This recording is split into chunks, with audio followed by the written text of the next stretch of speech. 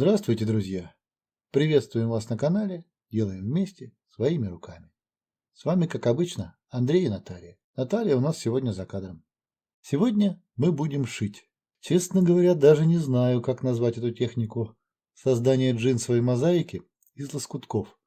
Я встречал нечто подобное в интернете. Не будем долго рассказывать. Как говорится, лучше один раз увидеть. Берем старые джинсы и распускаем их на куски материала. Для данной техники лучше подходят более тонкие джинсовые ткани, например, легкие джинсы или рубашки. У меня, к сожалению, ткани разные по толщине, но это не станет препятствием для творческой натуры. Да, я планирую использовать не только лицевую, но и изнаночную часть джинсов. Нарезанный материал лучше прогладить перед работой. Берем коврик для разделки тканей и нож. Так как лоскутки будут совсем небольшие, точность будет иметь значение. Кольцевым ножом распускаю джинсовую ткань на полоски шириной 2 см. Потом из полосок нарезаю квадратики. Вот такие квадратики у нас получаются.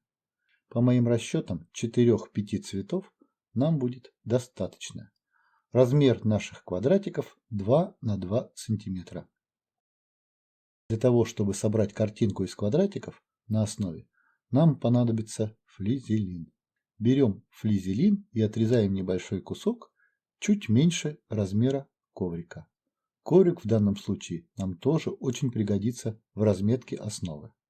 Вырезали кусочек флизелина 42 на 26 сантиметров. Теперь берем булавки и фиксируем флизелиновую основу на коврике. Потом с помощью линейки и ручки «Пиши-стирай» расчерчиваем основу на квадратики. Так как флизелин у нас полупрозрачный и разметка коврика через него очень хорошо видна. Размер разметки на флизелиновой основе соответствует джинсовым квадратикам, то есть 2 на 2 см. Теперь перекладываем флизелиновую основу на фанеру, для того, чтобы удобнее было раскладывать картинку и потом сразу зафиксировать джинсовые лоскутки на основе с помощью утюга. Все очень просто. Полотно у меня шириной 13, а длиной 21 клетку. Я брал листочек в клеточку и расчерчивал на нем площадку 13 на 21 клетку, а потом рисовал картинки. Эскиз нашего лоскутного полотна выбрала дочка, будущая хозяйка сумки Шопер, так как я планирую использовать эту картинку как лицевую часть этой самой сумки. Схема на листочке в клеточку соответствует основе из флизелина. Нам только нужно выложить мозаику из лоскутков на основу.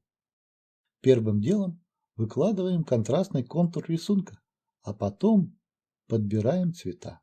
Вот такую мозаику мы выложили из лоскутков. Теперь мы будем аккуратно поправлять участки по нескольку лоскутков, а потом прихватывать их к флизелиновой основе с помощью утюга. При выкладывании лоскутков обращайте внимание на направление волокон ткани. При работе с джинсовой тканью это может иметь большое значение. Поправляем и фиксируем по несколько квадратов. Процесс не быстрый, но по-своему интересный. Таким образом мы проходим все наше полотно. Прикладываем к основе последние квадратики. Вот такой зайчик у нас получился. Джинсовая ткань, конечно, сыплется, но это ничего. Теперь будем прошивать нашу мозаику вдоль и поперек. Мастерицы обычно такие небольшие лоскутки укрепляют разными полупрозрачными тканями. Фатином, тюлью. Я же хочу обойтись без дополнительных тканей. Прошиваем простым зигзагом, предварительно подобрав нитки по цвету.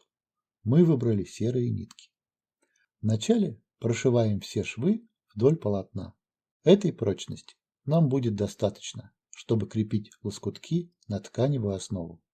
Вдоль прошили. Теперь вырежем основу из хлопковой ткани. Для этого беру первый попавшийся под руку ненужный лоскуток. Вырезали по размеру. Крепим полотно к основе с помощью булавок. Зафиксировали ткани булавками. Теперь прокладываем швы поперек. прошили швы поперек. Вот такой зайчик у нас получился.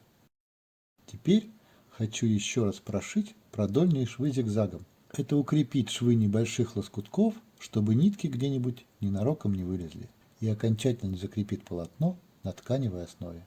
Мы прошили продольные швы зигзагом, а края прямой строчкой. Теперь полотно стало рельефным и интересным на ощупь. Оно действительно надежное и не будет махриться за счет того, что мы тщательно подогнали лоскутки друг к другу в момент крепления их к флизелину и дополнительно прошили зигзагом. А на этом на сегодня у нас все. Всего вам доброго. До свидания.